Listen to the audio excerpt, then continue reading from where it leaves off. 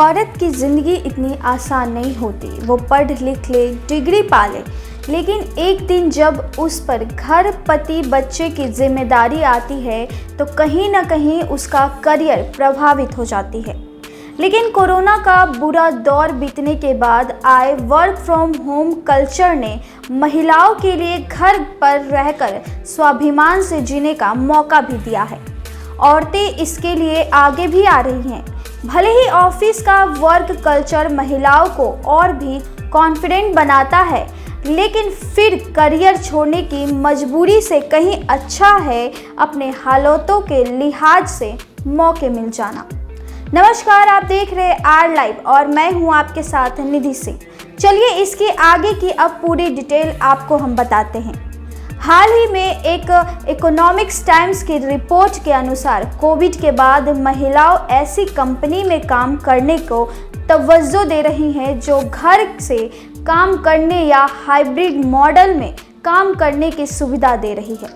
Report में RPG group का हवाला दिया गया है, जिसमें नौकरियों के लिए आवेदन करने वालों में महिलाओं की संख्या में 15 से 20% का उछाल आया है। आरएनएफ टेक्नोलॉजी की head of human resources Gunjan Mishra ने बताया कि अपने यहाँ हम लोग टेक एंड कंटेंट राइटिंग जैसे टीम में WFH मोड पर ऑपरेट कर रहे हैं। इसके लिए हमें लगभग 70% एप्लीकेशन वीमेन कैंडिडेट को आती है।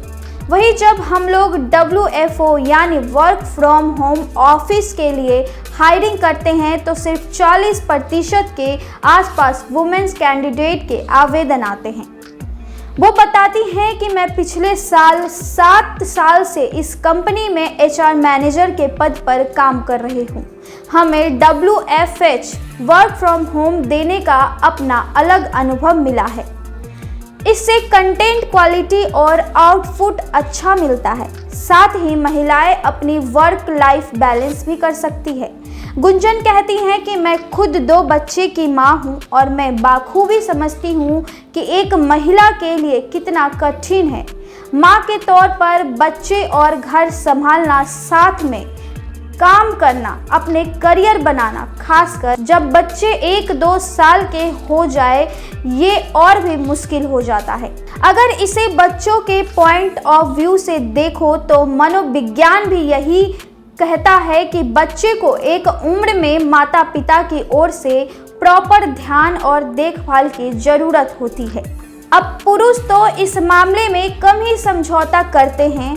अक्सर औरतों को अपनी जॉब तक छोड़नी पड़ती है या फिर बहुत सी वर्किंग लेडीज को अपने छोटे छोटे बच्चे जो कि 1-2 साल के होते हैं उन्हें डे केयर फैसिलिटी में मजबूरन छोड़ना पड़ता है। वर्क फ्रॉम होम करने वाली कानपुर की चयनिका निगम कहती हैं कि साल 2012 में उन्होंने नौकरी छोड़ी थी। फिर शादी के बाद वो पति के साथ दूसरे शहर चली गई। जब जॉब तलाशने की बारी आई तब तक प्रेगनेंसी आ गई। फिर बच्चे के लिए जब वो नौकरी के लिए गई तो जॉब में काफ़ी गैप आ चुका था। साथ ही नौकरीदाताओं का रवैया भी इतना अच्छा नहीं था। हार कर वो फ्रीलांसिंग करने लगी।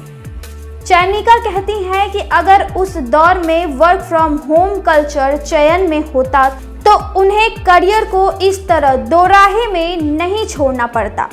ताज़ा रिपोर्ट के एजुकेट के क्षेत्र में $1 अरब के वैल्यूएशन वाली कंपनी यूनिकॉर्न एरुडेटेड्स ग्रुप में महिलाओं का अनुपात सभी स्तरों पर बढ़कर 51% पर पहुंच गया है, जो कि महामारी से पहले 81% थी। स्प्रिंग वर्क्स में 100% वर्क फ्रॉम होम की सुविधा है। अब यहाँ पर महिलाओं का अनुपात 30% से बढ़कर 35% हुआ है।